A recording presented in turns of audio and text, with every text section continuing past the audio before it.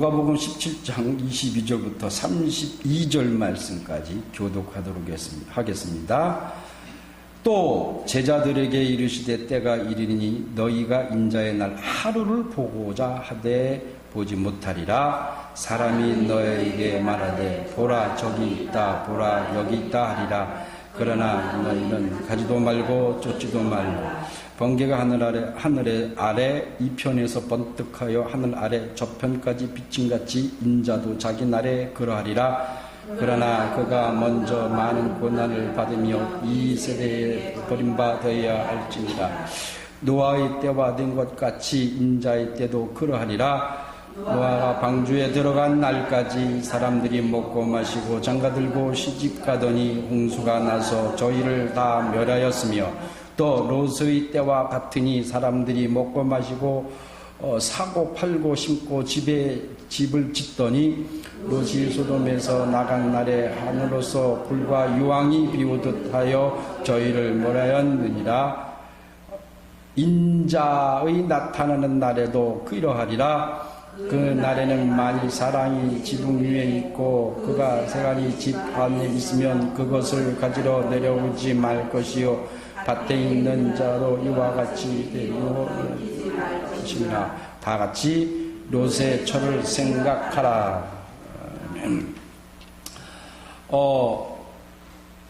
오늘은 시간이 허락이 될 것 같지가 않은데 오늘은 노아 얘기까지만 하고 롯의 이야기는 다음에 하도록 하겠습니다.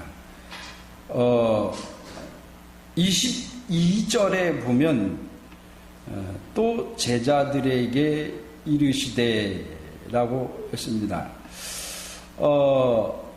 이 또라고 하는 말은 앞에서 뭔가를 얘기했다는 얘기죠. 그 앞에서 하나님의 나라에 대한 그 질문, 그래서 그것이 뭐냐면 바리새인들이 하나님의 나라가 어느 때에 임합니까? 라는 질문에 예수께서 하나님의 나라는 볼 수 있게 눈으로 확인하고 또 연구하고 관찰하고 해서 볼 수 있는 게 아니다. 알 수 있는 것도 아니다. 찾을 수 있는 것도 아니다.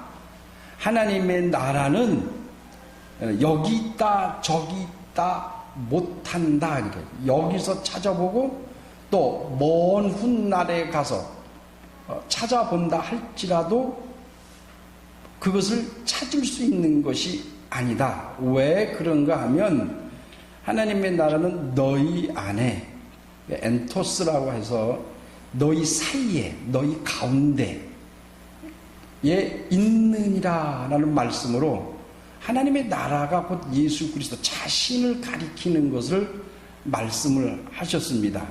그 말씀을 하시고 또 그래서 바리새인들의 그 질문에 답을 하셨어요.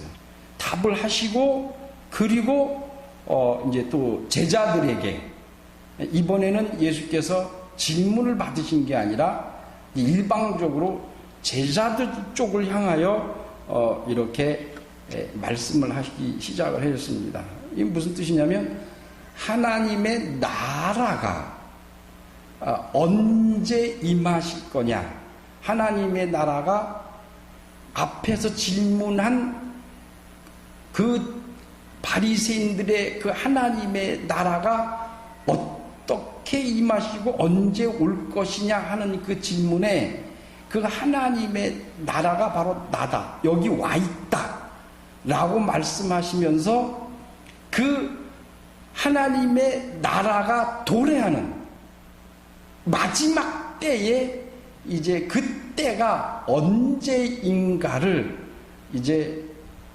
말씀하시는 겁니다. 그러니까 예수께서는 이제 종말이 어떠할 때에 나타나느냐, 그것을 이제 말씀하시는 겁니다. 예수 그리스도는 하나님의 나라의 예표입니다. 그러니까 그가 곧 하나님의 나라고 그가 곧 하나님의 나라의 예표인데 그 바리새인들에게는 지금 이 무리 안에 지금 하나님의 나라, 그 예표인 내가 여기 와 있지 않느냐.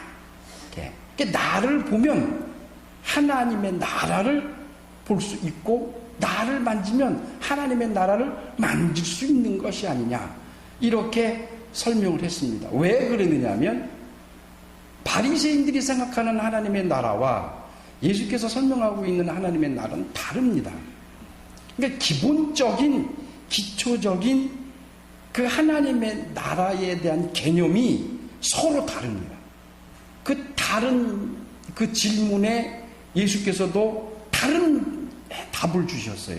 그들이 원하는 답을 주신 게 아니에요. 그들은 하나님의 나라가 지금 당장 바로 이곳에서 이루어지고 이 시대에 이루어져서 이스라엘이 회복되고 하나님의 나라가 임하여서 이 이스라엘이 로마로부터 독립이 되는, 그래서 다윗이나 솔로몬과 같은 강대국이 되는 그것을 가리켜 하나님의 나라라고 그렇게 생각을 했기 때문에 그런 나라를 회복시키러 오신 분이 바로 예수 그리스도, 이가 메시아라고 생각했기 때문에 그런 질문을 하는 겁니다.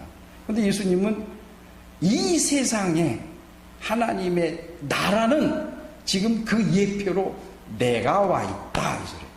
그래서 나를 본고 나를 믿으면 저 하나님이 계신 그 우편에 그 하늘에 있는 하나님의 나라에 그것에 들어갈 수 있다라고 하시는 말씀이에요.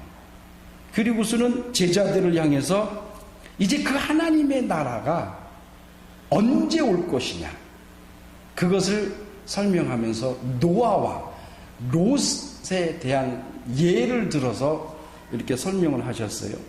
그 22절에 보면, 우리가 한번 조금 자세히 보면 또 그랬어요. 또 앞에서 얘기한 것을 성경에 보면 또는 그러므로 이런 단어를 많이 쓰고 있는데, 이것은 앞에 있는 것을 이어간다는 얘기입니다.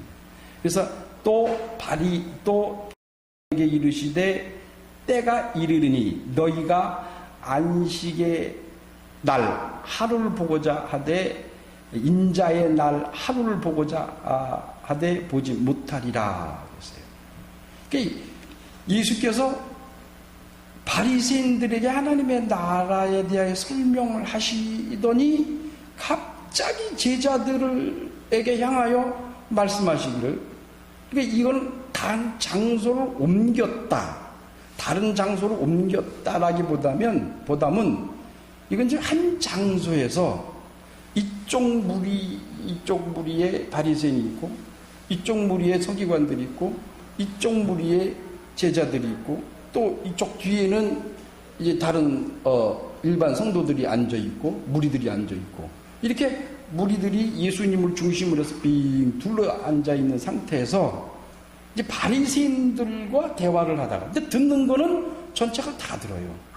근데 바리새인들의 질문이니까 바리새인들을 중심으로 해서 얘기하시다가, 그 다음에 이번에는 그 얘기를 마치시고 이어서 이번엔 제자들에게 이 말씀을 하셨습니다. 이 제자들에게 하신 말씀, 왜 제자들에게만 말씀하시냐면, 이 누가를 기록한 누가가 이 얘기, 앞으로 해야 할 이 노아와 롯에 관한 이 이야기, 마지막 종말에 관한 이야기를 제대로 들을 수 있고 그것을 이해할 수 있는 사람들은 그 무리들 중에는 지금 제자들밖에 없다, 이 소리죠. 그래서 제자들에게 하시는 말입니다. 또 한 가지는 제자들을 포함한 그 중에 있는 모든 사람들이 이 노아와 롯에 대하여 잘 알고 있습니다. 이 사람들은 바로 다 거의 중간에는 이방인도 있을 수도 있고 로마 사람들도 있을 수 있고 아프리카에서 온 사람들도 있기는 하겠지만, 대체적으로 거의 퍼센트가 90% 이상 차지하고 있는 사람들이 다 유대인들입니다. 히브리인들입니다. 그러니까 이 사람들은 자기 조상에 대한 얘기를 잘 알고 있어요. 그러니까 우리들도 거북선 그러면 대뜸 떠오르는 게 이순신 장군이 떠오르잖아요. 노량해진 그러면 그냥 이순신 장군이 딱 떠오르잖아요. 그러면 이순신 장군이 이 12척밖에 없는 그 배로 일본군의 수백 척을 물리친 그 역사를 우리는 말을 설명하지 않아도 그게 딱 알고 있다. 그런 것처럼 이 사람들도 노아 그러면 그 사람, 그리고 롯 그러면 그 사람, 그리고 그 사람의 배경에 대해서 그 사람들의 역사에 대해서 이들이 다 인지하고 알고 있다라는 얘기입니다. 근데 그 중에서도 예수님의 제자들이 그것을 확실히 알고 있으니 그 제자들에게 하시는 말씀이신데, 때가 이르르니 그랬어요. 때. 그러니까 어떠한 시간, 그 때가 이르르니라고 하는데 요거는 앞날을 얘기하는 거예요. 그래서 헬라 말로 헤메라라는 말이 있어요. 헤메라. 이것이 때인데 시간 또는 그의 일생을 가리키는, 한 사람의 일생을 가리키는 그런 말입니다. 그 히브리서 5장 7절에 보면 그 사람의 일생, 예수 그리스도의 그 일생을 설명할 때에 때라는 말을 썼는데 그것이 헤메라라는 단어를 썼습니다. 이거는 미래의 시간은 앞으로 다가올 시간. 그러니까 예수께서 이르시되 때가 이르르니, 그러니까 앞으로 그 시간이 어떠한 시간이 되면, 어떠한 그 날짜가 되면, 시간이 되면, 그러면 무슨 일이 이루어진다. 일어난다라는 얘기죠. 그래서 때가 이르리니 너희가 인자의 날, 하루를, 그러니까 당신 자신 가리키면서 어느 시간이 되면, 그 시간이 딱 이루면, 그 시간은 누구의 시간이에요? 제자들을 보고 향하고 있는데 제자들의 시간을 말하는 게 아닙니다. 이 헤메라라는 말에 이 단어를 쓰시면서 인자의 날, 인자의 때라고 말씀하셨어요. 그러니까 이거는 예수 그리스도의 시간입니다. 곧 하나님의 시간입니다. 그러니까 이것은 인자의 때라고 말씀하신 것은 인자가 어느 날 너희들이 나를 하루 동안 보지 못할 것이다. 보려고 애쓰고 수고하고 노력하고 아무리 애써도 이거 불가능한 일이다. 너희들은 나를 볼 수 없다. 하루. 그때가 언제냐? 인자의 때, 인자의 날. 곧 하나님이 정하신 날이다라는. 그날 이 언제를 말하는 거예요? 예수께서 죽으시는 날이에요. 예수께서 죽으셨다 그러면 우리가 뭐딱 생각해요? 3일 동안 못 봤는데 아니요. 하루 못 봤어요. 잡히시던 날 봤어요. 그리고 죽으시고 돌아가시는 모습도 봤어요. 그러니까 그 하루는 본 거예요. 그리고 그날 저녁에 어디로 들어갔어요? 무덤으로 들어가셨어요. 그래서 무덤에 들어가서 그 다음날 해 뜰 때까지 본 사람이 없잖아요. 그리고 그 다음날 부활하신 날, 안식 후 첫날에는 봤잖아요. 예수님의 마리아도 봤고 막달라 마리아도 봤고 예수님의 제자들도 봤습니다. 그러니까 3일 동안에 예수님을 정말 못 본 날, 무덤 속에 들어가신 그날 하루만 못 본 겁니다. 그것을 말하는 거예요. 그러니까 하루를 너희들이 그 하루는 보고 싶고 찾고 헤매고 아무리 노력해도 볼 수 없다라고. 그게 여기서 말씀하시는 인자의 날이에요. 여러분, 우리가 예수 그리스도를 참으로 못 보는 이 하루 한때, 이 때는 예수의 부재를 말해요. 이 세상에 존재하지 않는다는 거예요.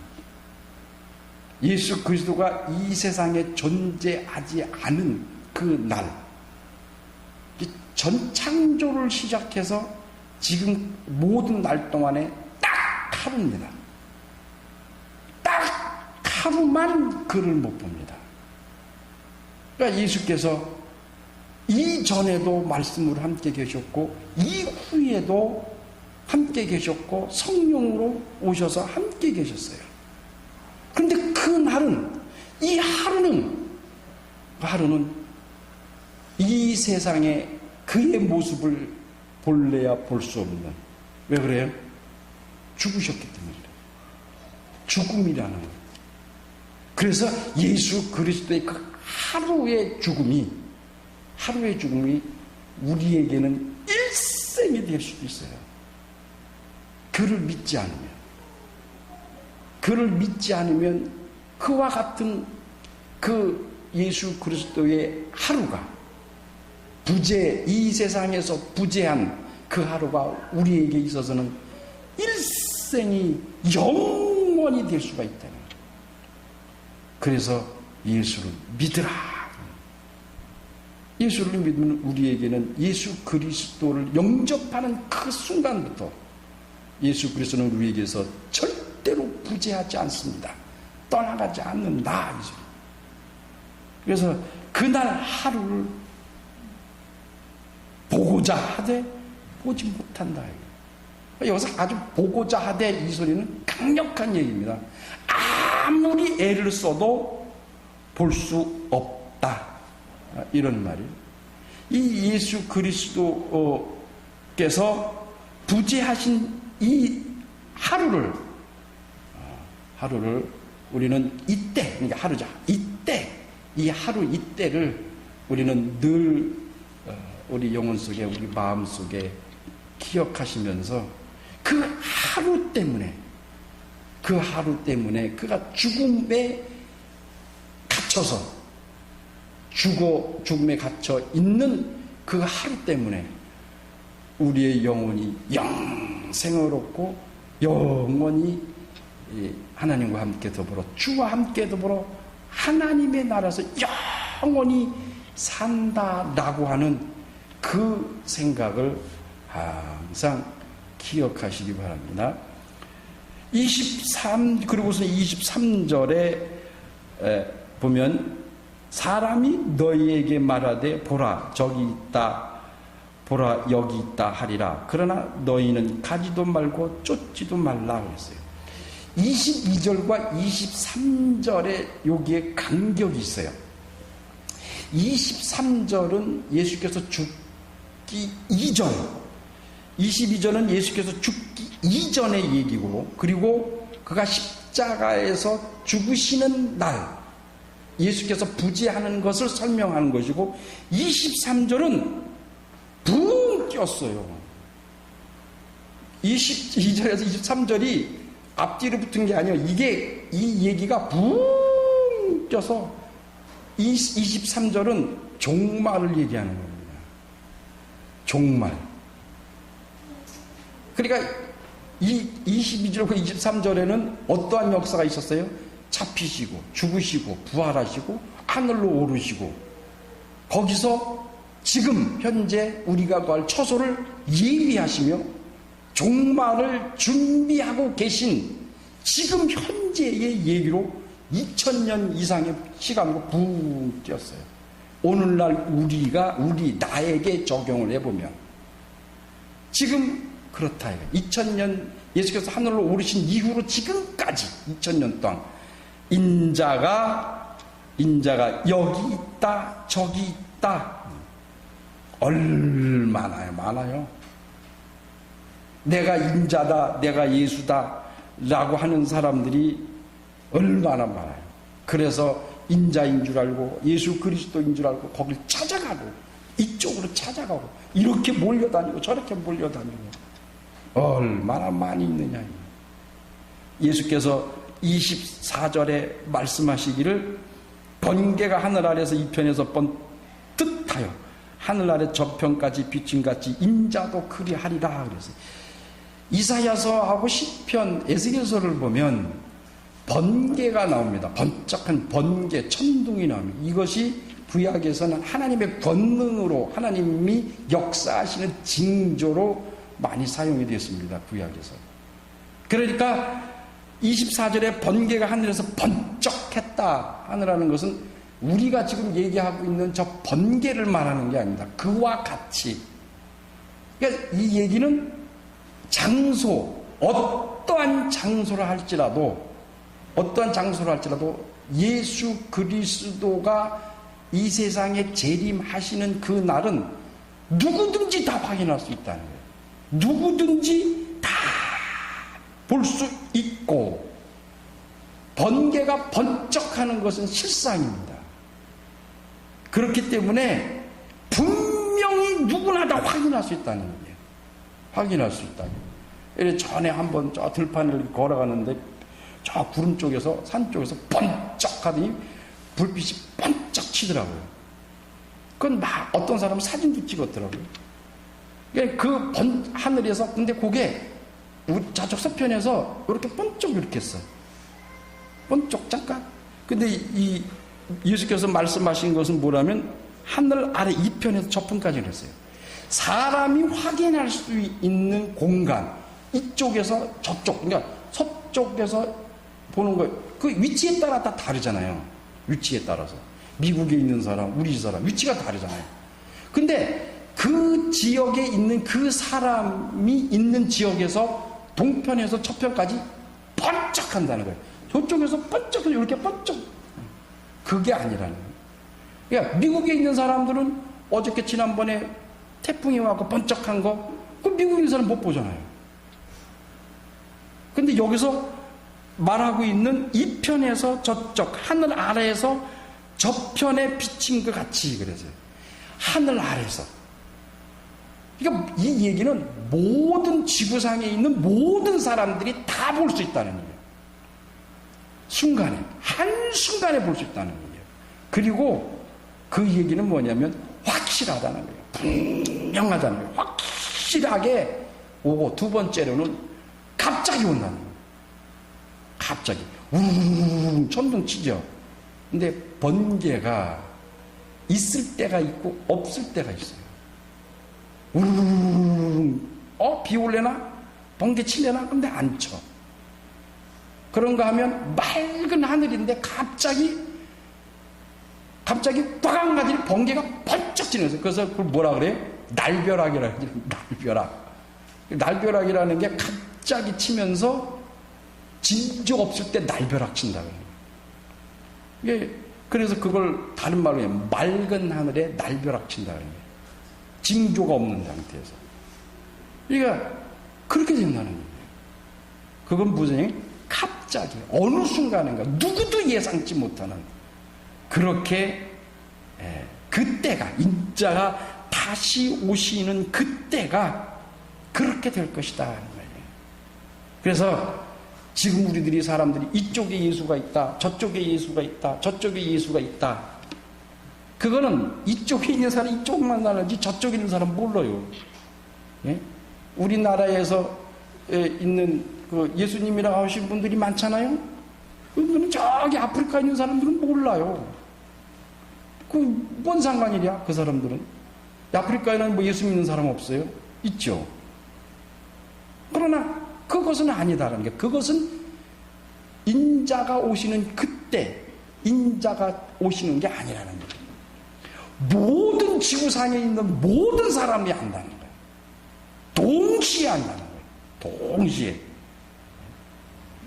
그리고 이제 25절에 보면, 빨리 하려고 그래요, 제가. 25절. 그러나 그가 먼저 많은 고난을 받으며 이세에 버림바 돼야 할지니라. 이 25절은 다시 건너왔어요. 어디로?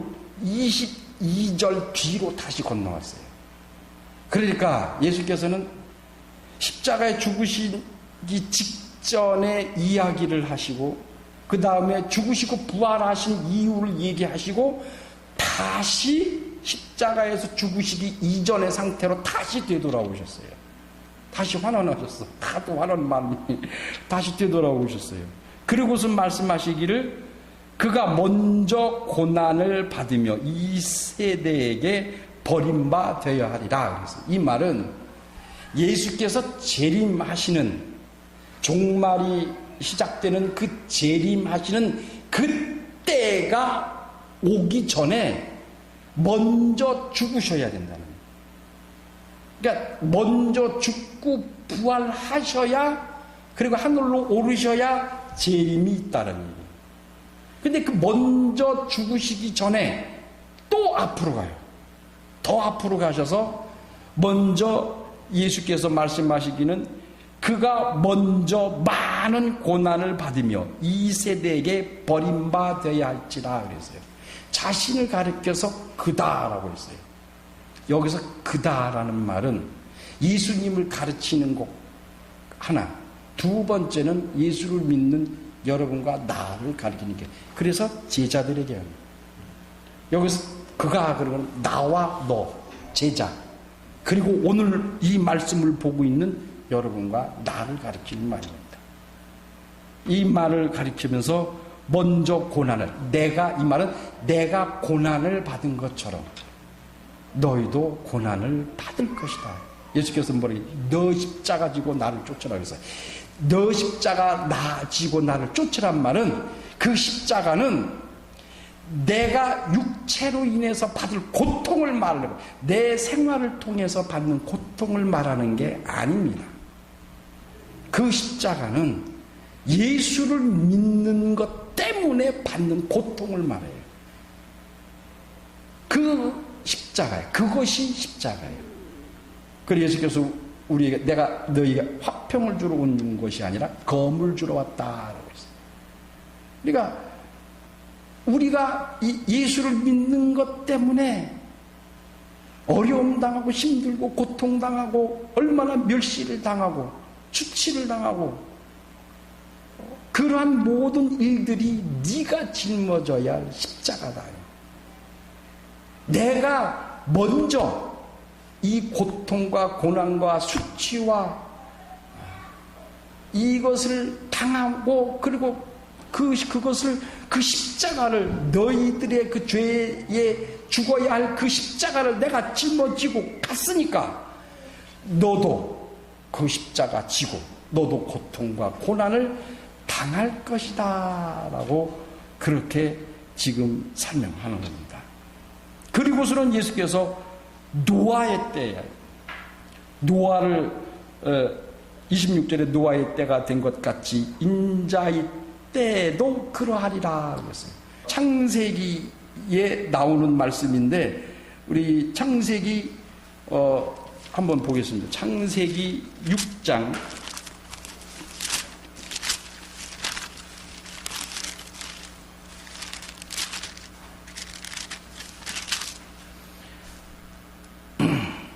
창세기 6장 6 한탄하셨다라는 말이거든요. 이게 무슨 말이냐면 나함이란 뜻이에요.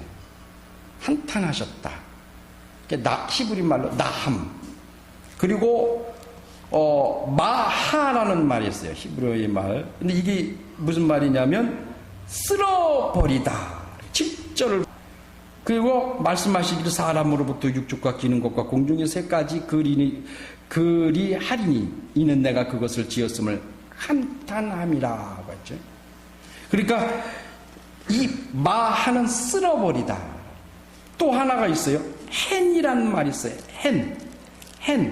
이것은 은총이란 은혜다라고 하는 말인데 9절에 보면은 8절에 보면 그러나 노아는 여호와께 은혜를 입었더라 그랬어요. 이 말이 히브리 말로 뭐냐면 헨이란 말이에요. 이 나함, 마하, 헨이란 말이 노아라고 하는 말과 유사한 동의어와 같은 얘기입니다. 그 노아의 이 세 가지의 의미가 다 들어가 있습니다. 근데 노아라고 하는 말을 직역하면 무슨 뜻이냐면 위로, 안식이라는 뜻입니다. 위로와 안식이야.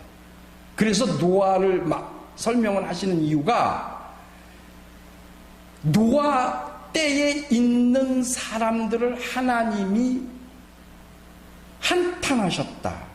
사람을 지은 것을 한탄하시고 이것을 다 지면에서 쓸어버리겠다라고 하시면서 마지막에는 노아를 통해서 인류에게 은혜와 은총을 주신다라는 그런 함축되어 있는 이름입니다. 노아라고 하는 이름이. 이 히브리 말이 참 복잡해요. 참 복잡해요. 그러니까 이 말은 노아를 통해서 하나님께서 노아 시대에 그들이 하나님의 뜻에 어긋난 행위를, 생각을, 마음을 가지고 있는 이들을 하나님이 징벌, 곧 심판하신다는 거예요. 그리고 하나님은 이들을 징벌하고 심판하는 것으로 끝내는 게 아니라 그 인류에게 다시금 은혜와 은총을 주셔서 다시 노아를 통해서 하나님의 안식에 들어올 수 있도록, 하나님에게 평화와 안식에 들어올 수 있도록 새로 시작하시겠다라는 그 의미가 노아라고 하는 이 이름에 다 함축되어 있습니다.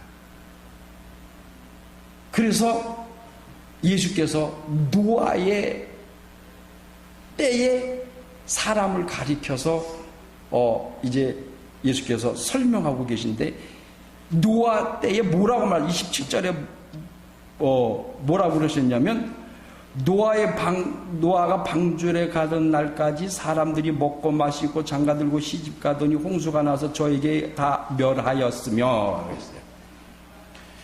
이게 무슨 말인 것 같아요? 노아의 방주 들어간 날까지 사람들이 먹고 마시고 장가들고 시집가더니 홍수가 나서 저희를 다 멸했다. 사람이 먹고 마시고 장가든 게 홍수가 나서 다 멸함을 받을 만한 일이에요.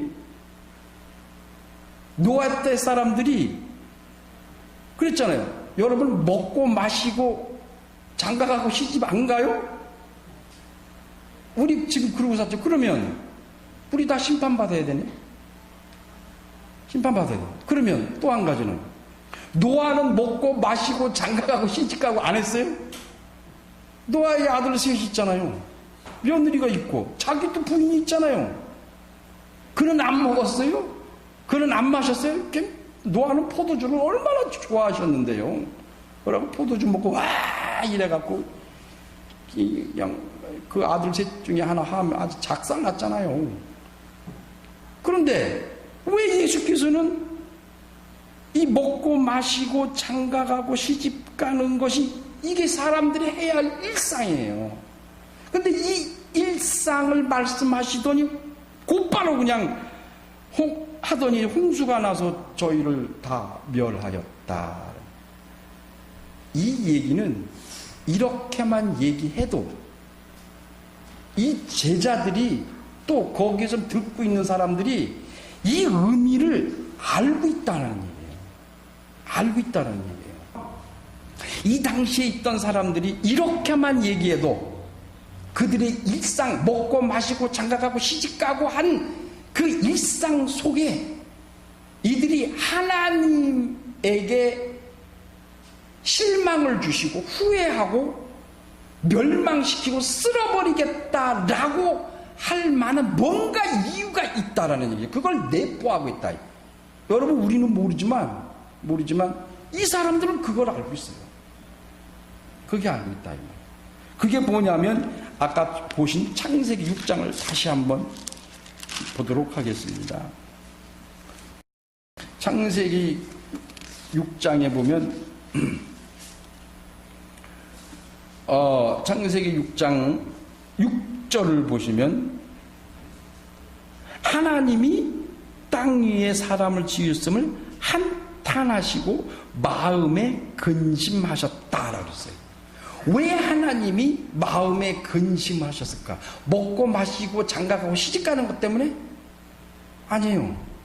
근데 창세기 6장의 노아의 이 원본을 보면 먹고 마시고 시집가고 장가간다는 얘기가 거의 나오지는 않아요. 안 나와요. 근데 그게 구체적인 그 일상생활 가운데에 숨겨져 있는 그 얘기가 나오는데, 땅 위에 사람이 지으셨음을 하나님이 한탄하셨는데 왜 한탄하셨는가?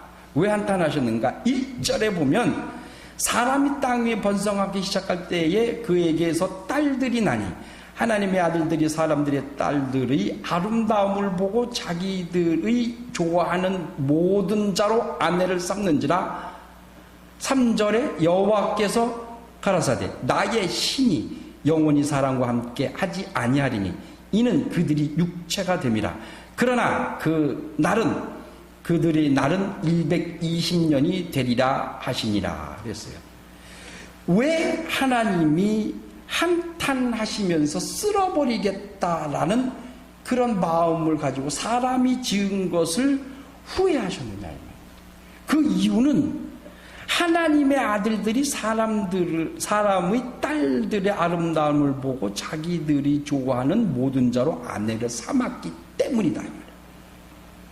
그래서 뒷부분에 가보면, 뒤에 가보면 뭐라고 말씀하셨느냐면 6장 12절에 하나님이 보신즉 땅이 패게 하였으니 이 땅에서 모든 혈육이 있는 자의 행위가 폐괴함이라. 폐괴했다는 말은 부패했다, 썩었다 이 소리예요. 근데 여기 12절에는 뭐라 그러면 땅이 그랬다 그랬어요. 땅이 부패해졌다, 썩었다. 왜 땅이 썩었어요? 1절에 보세요. 사람이 땅 위에 번성하기 시작했다 그랬어요. 땅 위에서 번성하라고 하는 것은 어디에 나와요? 창세기 1장에 나와요. 하나님이 천지를 지으시고 사람을 지으신 다음에 너희들 보고 뭐라 그랬어요? 이 땅에서 번성하라, 충만하라, 다스리라 하고 복을 주셨어요. 땅에게 복을 주셨어요. 땅에 복을 주셨다는 얘기는 그 땅을 다스리고 정복할 그 사람에게 복을 주셨다는 얘기예요. 그러면 땅이 부패하고 썩었다는 얘기는 뭐예요? 사람이 그 땅을 다스리고 그 땅에서 충만하고 번성하여 복을 받을 사람이 부패하고 썩었다 이 소리예요. 이게 부패하고 썩었다는 얘기는 무슨 말이냐면 하나님의 아들들이 사람의 딸들을 보고 다 아내로 삼았다. 이것이 부패하고 썩었다 이 소리예요. 하나님의 뜻에 어긋났다 이 소리예요. 그러면 여기서는 안 나와요. 직접적으로 나오진 않지만 이것이 하나님의 뜻에 뭐 한 거예요? 불순종한 거예요. 어긋났다 이 소리예요. 어긋났다, 불순종했다. 그 말은 나오지 않아요. 그런데 미루어 추측해보면, 역설적으로 보면 하나님이 왜 하나님의 아들들이 사람의 딸들의 아름다움을 보고 왜 자기 아내로 삼은 것 가지고 왜 화를 내시고 왜 분노하시고 왜 사람을 만든 걸 후회해서 하야까지 하시면서 이 지구상에 있는 모든 노아를 빼놓고 다 쓸어버리겠다라고 이렇게 강하게 마음을 먹으셨느냐 말이에요.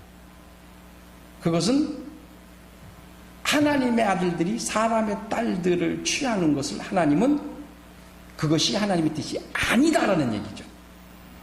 아니다라는 얘기죠. 그러면 이걸 어떻게 봐야 돼요? 하나님이 원하시는 대로 그 하나님의 아들들이 살지를 않았다. 그러면 당시 이 노아 때의 사람들의 이 성경상으로 보면 죄가 세 가지예요. 첫째는 하나님의 뜻을 어긋났다. 하나님의 뜻에 어긋났다. 그것이 뭐냐면 하나님의 아들들이 사람의 딸들과 장가드는 것이 하나님의 뜻에 어긋난 것을 역설적으로 보여준다. 하나님의 뜻을 어긋냈다. 두 번째, 그러므로 해서 사람의 마음의 생각이 모든 계획에 악해졌다 그랬어요. 하나님이 하나님의 아들들이 딸들을 아내로 삼은 것과 또 하나는 뭐냐면 5절에 보면 사람의 마음의 생각이 모두 악했다 그랬어요. 5절을 보시면 여호와께서 사람의 죄악이 세상의 광영함과 그 마음의 생각의 모든 계획이 항상 악한 뿐임을 보시고, 하나님이 이 지구상에 있는 사람들을 물로 심판한 이유가 단순히 먹고 마시고 시집가고 장가가는 게 아니죠. 뭐예요? 하나님의 아들들이 사람의 딸들을 취한 것과 그들의 마음과 생각이 악해, 계획이 악해. 5절에 여호와께서 사람의 죄악이 세상의 광연함과 그의 마음과 생각이 모든 게 항상 악했다 그랬어요. 여기서 중요할 것은 항상이에요. 여러분, 우리도 악하죠. 악한 생각이 들죠. 그런데 우리는 어때요? 회개라는 게 있어. 그래서 악한 죄에 대해 생각하다가 하나님 잘못했습니다. 전에 우리 알던 분이 그러죠. 기도 안 하고 먹었다가 먹었는데 아이고 나 기도 안 하고 먹었냐 주여 이러는. 그게 좀 우스갯소리기는 하지만 일단은 잘못을 저질렀으면 바로 회개한다는 거예요. 그 의미로서는 맞아요. 그러니까 우리는 우리가 죄가 없고 악한 것이 없나요? 악한 생각이 있어요, 우리도. 근데 우리는 뭐가 있다는 얘기예요? 회개를 한다. 근데 하나님이 이 노아의 사람들을 지구상에서 쓸어버린 심판하신 이유가 두 번째가 뭐예요? 악하긴 악한데 그들이 계획이 악한데 항상 악하대. 이 말은 뭐예요? 회개가 없다는 얘기예요. 뉘우침이 없다는 얘기예요. 누가? 사람들이 그랬다 이 소리예요. 그래서 하나님은 회개하지 않는 자는 이렇게 하세요. 이렇게 하세요. 뉘우치지 않는 자는 하나님 이렇게 하세요. 죄를 지었어? 회개하라는 거예요. 근데 회개 안 해? 하나님 이렇게 하시는 거예요. 심판하시는 거예요. 그러니까 하나님의 뜻대로 하면 은혜 주시고 축복 주시고 구원 주시고 무한히 우리를 안으시고 사랑해 주시는데 하나님의 뜻에 어긋나면 하나님은 심판하세요. 네? 왜? 5절에 항상 악했다. 그리고 12절에 보세요. 12절에 하나님이 보신즉 땅이 패악했으니 이 땅에서 모든 혈육 있는 자를 행위가 패괴함이다. 부패하다. 말도 어려워. 세 번째가 뭐예요? 땅에 있는 혈육이 행위가 15절은 마음이에요. 마음. 사람의 마음이 악했다. 항상. 그리고 거기에서 나오는 게 뭐예요? 마음이 악하면 행위가 악하다는 거예요. 근데 이게 행위가 악하다는 거 하시는 말씀이 대상이 누구냐면 땅에서 모든 혈육이라고 그랬어요. 모든 혈육. 여러분, 사람이 타락하고 악해지면 동물들도 타락하고 악해져요. 우리가 호랑이가 사람 잡아먹죠. 왜 사자가 이리 같은 것이 사람 잡아먹겠어요? 왜 그랬다고 생각하세요? 사람이 먼저 호랑이 사자를 잡아먹어서 그래요. 웃기죠? 좋고요. 그러니까 쟤들도 그럴 거 아니에요. 쟤들은 밤낮 지들이 하나님의 아들들이 딸들이라고 지배자라고 우리를 잡아먹어? 에이씨, 내가 힘으로 하면 너까지 못 잡아먹을 것 같으냐? 너 왜 자꾸 잡아먹고 못 살게 구냐? 한번 해봐라. 그래서 확 잡아먹어 버리잖아. 이게 내가 지금 무슨 얘기를 하냐면 사람이 악해지고 그 악이 항상 지속이 되면 땅에 있는 모든 것들이 다 악해져요. 왜 그러냐면 지배하는 자가, 다스리는 자가 인간이거든요. 사람이기 때문에 그래요.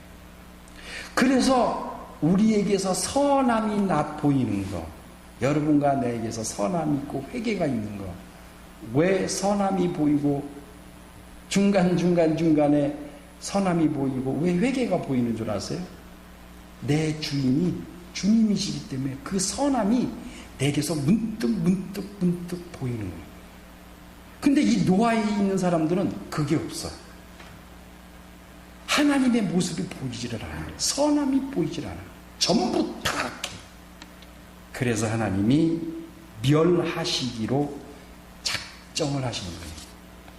그 멸하시기 전에 뭐라 그러냐면 먼저 내가 이 땅에 사람을 지은 것을 후회하고 내가 다시는 나의 신, 영, 원문에는 영으로 되어 있어요. 나의 신이 영원히 사람과 함께 하지 아니하리라. 여호와께서 나의 신 영이 영원히 사람과 함께 하지 않겠다라고 먼저 마음을 잡수셨어요. 얼마나 실망하시고 얼마나 화가, 우리 말로 따지면 얼마나 화가 나셨겠어요.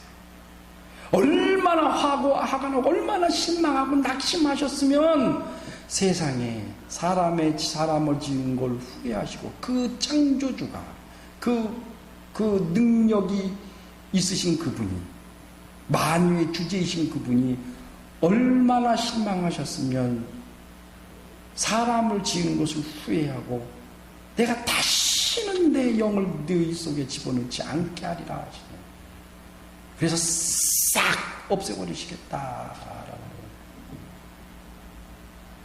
그래서 하나님은 마지막 은총을 심어놓으셔서 딱 하나를, 한 줄기를 딱 하나, 조그만 씨 하나를 남겨놓으셨어요.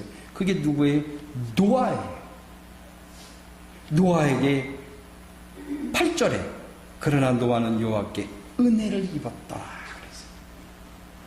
이게 6장 1절부터 22절 말씀까지의 딱 중간에 하나의 은총의 씨를 하나 딱 남겨놓으셨어요. 그렇게 남겨놓으시고 그를 평가하시기를 뭐라고 그러셨냐면 노아는 그러나 앞에 있는 거하고 반대요.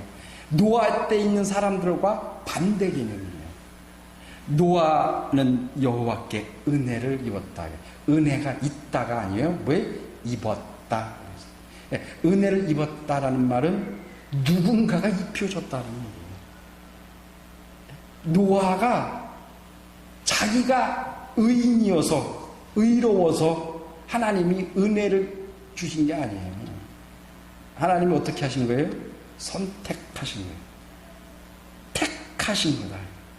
그리고 9절에 노아의 사적은 이러하니라. 그래서 노아의 족보를 말하는 거예요. 노아가 살아온 그 역사를 말씀하시는 거예요. 이러하니라. 노아는 의인이요 당세의 완전한 자라. 그가 하나님과 동행하였다. 5장 24절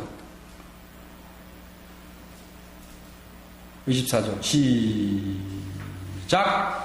에녹이 하나님과 동행하더니 하나님이 그를 데려가심으로 세상에 있지 아니하였느라. 그래서 다시 돌아와서 6장 9절 시작. 노아의 사적은 이러하니라. 노아는 의인이요 당세의 완전한 자라. 그가 하나님과 동행하였으며. 그랬어요. 하나님과 동행해서, 이 말은 이 노아가, 에녹이 하나님에게 가서 저랑 함께 다니시죠 한 게 아니에요. 아니고 하나님이 에녹을 찾아오신 거고, 하나님이 노아를 찾아오신 거고, 하나님이 아브라함을 찾아오신 거고, 하나님이 모세를 찾아왔어요. 성경 보세요. 단 한 번도 사람이 하나님 앞에 먼저 간 적이 단 한 번도 없어요. 있으면 나 좀 가르쳐줘. 없어요. 내가 단언하건대 없어요. 하나님이 오신 거예요. 그래서 노아도 에녹 때처럼 하나님이 찾아오신 거예요. 찾아오셔서 왜 그와 하나님이 함께 동행하셨어요. 그러니까 함께 동행하셨다는 의미는 뭐냐면 노아가 의인이요 완전한 자라고 하는 그 결과물이 하나님이 함께 하셨다, 동행하셨다라는 말이에요. 그 노아는 의인이요 그랬어요. 이게 누구 기준으로 의인이에요? 이 기준은 하나님의 기준이에요. 근데 또 뭐라 그래서 하나님이 이 세상에 의인은 없나니 한 사람도 없다. 이 말은 스스로 의로운 자, 이 지구상에는 스스로 의가 있는 자는 없다 이 소리예요. 그러면 성경에 나오는 사람들 중에 의롭다고 하는 것은 누가 의롭다 그런 거예요? 하나님이 의롭다 하신 거예요. 인정해 주신 거예요. 완전한 자다. 흠이 없다는 뜻이군요. 정말 흠이 없어요, 노아가? 그래서 술 먹고 막 이러고 잤나? 그리고 그래서 그 아들을 저주해 버렸나? 아니거든요. 흠이 있거든요. 근데 완전한 자래요. 누가 보시기에? 하나님 보시기에. 하나님이 보시기에 노아는 의로운 자요, 완전한 자요. 그래서 하나님이 동행했다, 함께 했다라는 거예요. 함께 했다. 하나님은 그 당대에 있는 그 시대의 모든 사람들의 악함을 보시고 심판하시기로 하신 그분이 그 아주 조그만 겨자씨만한 눈에 보이지 않는 겨자씨만한 희망을 하나 심어 놓으셨어요. 심어 놓으시고 그를 통해서 새로 시작하도록 이 세상에 죄가 만연해 있어요. 꽉 차 있어요. 그 꽉 차 있어서 더 이상 지체하다가는 이 세상이 또 하나님이 징벌하실 수밖에 없는 죄악으로 꽉 차 있는 이 세상에 하나님의 하나의 빛을 이 세상에 주셨어요. 그 빛을 통해서 이 세상에 꽉 차 있는 그 죄를 도말하시고 그 빛을 통해서 계속 이 세상에 꽉 차 있는 그 죄를 계속하게 하셔서 죄를 없애시기 하셨다. 없애하셨다. 그거 그냥 내비로 뒀다가는 노아 때처럼 쓸어버려야 되거든요. 너무나 죄가 많아서. 하나님이 한 빛이 곧 이 세상에 그 죄를 감당할 자가 없기에 노아 때와는 차원이 달라요. 노아는 자기 하나만 의로우면 됐지만 예수 그리스도는 전 인류의 죄를 담당하셔야 할 의의를 가지신 하나님의 의의를 가져야 그것이 가능한 그분은 예수 그리스도 하나님의 아들밖에 없거든요.